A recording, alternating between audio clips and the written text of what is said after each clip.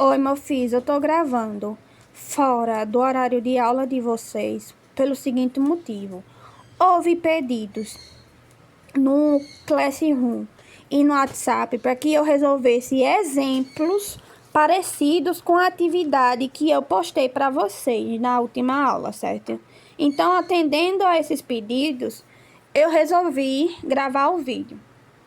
O primeiro que eu coloquei para vocês diz o seguinte: em um laboratório de física, uma amostra de 40 gramas de cobre recebeu 200 calorias de calor de uma determinada fonte térmica. Então, sabe-se que o calor específico do cobre é de 1,93 calorias por grama por grau Celsius, certo? Então, determine a variação de temperatura que foi sofrida pela amostra. Primeira coisa, separe os dados que a questão está fornecendo. A questão está fornecendo a massa, 40 gramas, a quantidade de calor, 200 calorias, o calor específico, certo? Que é 1,93 calorias por grama por grau Celsius e está pedindo a variação de temperatura. A gente calcula a variação de temperatura através da seguinte fórmula: Q igual a M vezes C vezes ΔT, onde Q vai ser a quantidade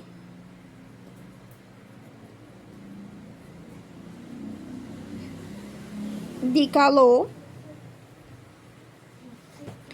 M a massa,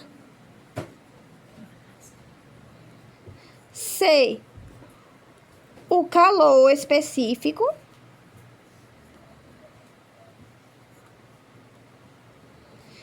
e ΔT, que é a variação de temperatura.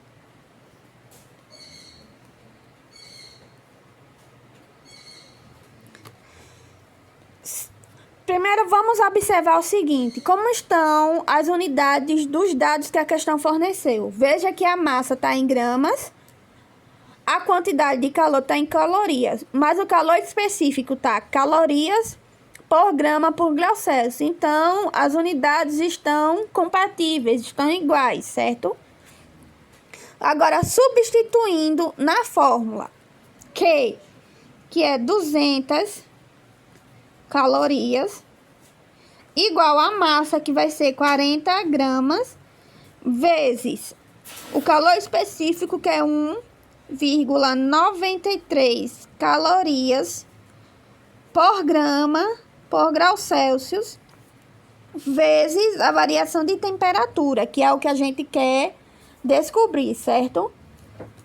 Repetindo, 200 calorias igual, vamos fazer a multiplicação de 40 gramas vezes o calor específico, que dá 77, o quê?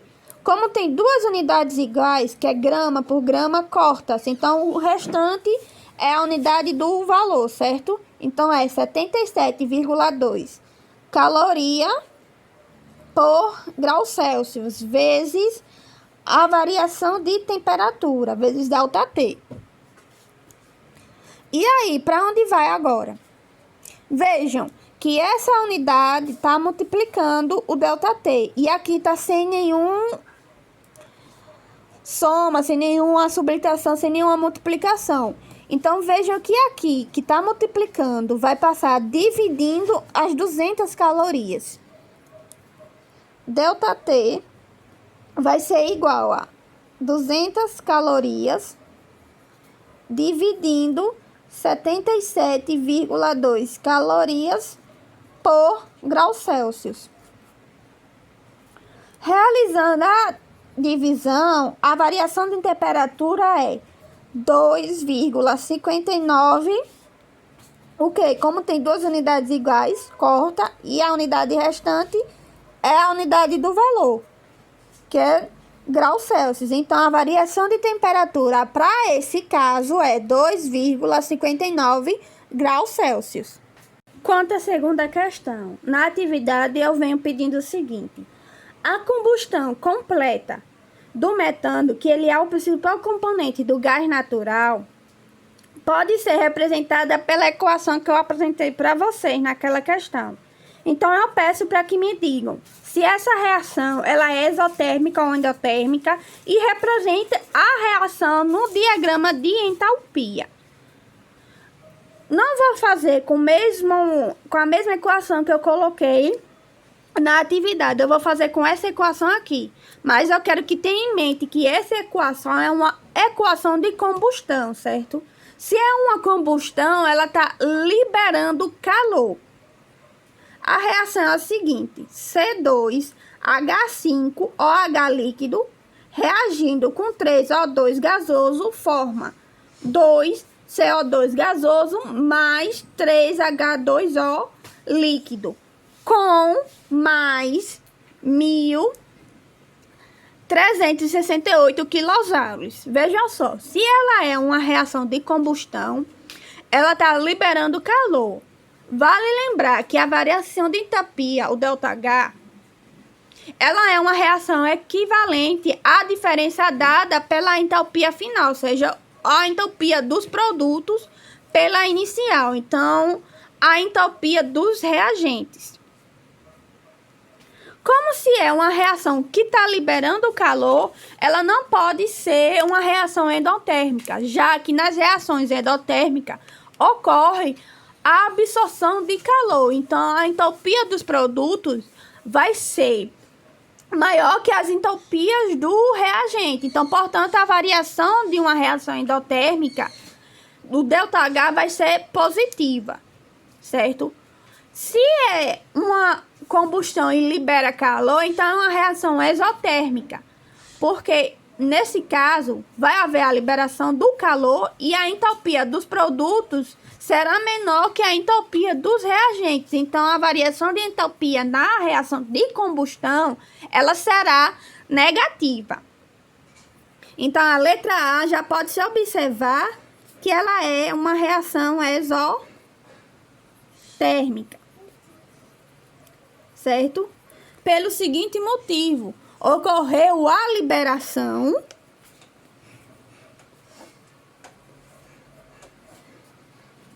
de 1.368 quilojoules, certo? Logo, como é que a gente... Mas, professora, a variação aí, ela tá positiva. E numa reação exotérmica, a variação ela é negativa. Mas vejam só, ela tá dizendo... A questão tá dizendo a variação que houve, certo? Que foi de 1.368 quilojoules. Como a gente sabe que uma reação de combustão, ela é uma reação que libera calor, então esse valor vai se tornar negativo. Só basta colocar o ΔH menor que zero. Então, ΔH vai ser menos 1.368 quilojoules. Sabendo isso, podemos agora montar o diagrama de entalpia, que nesse caso vai ser da seguinte forma.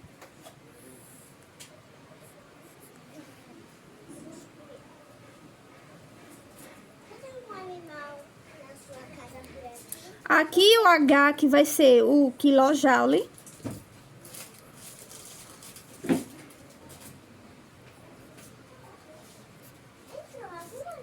Certo?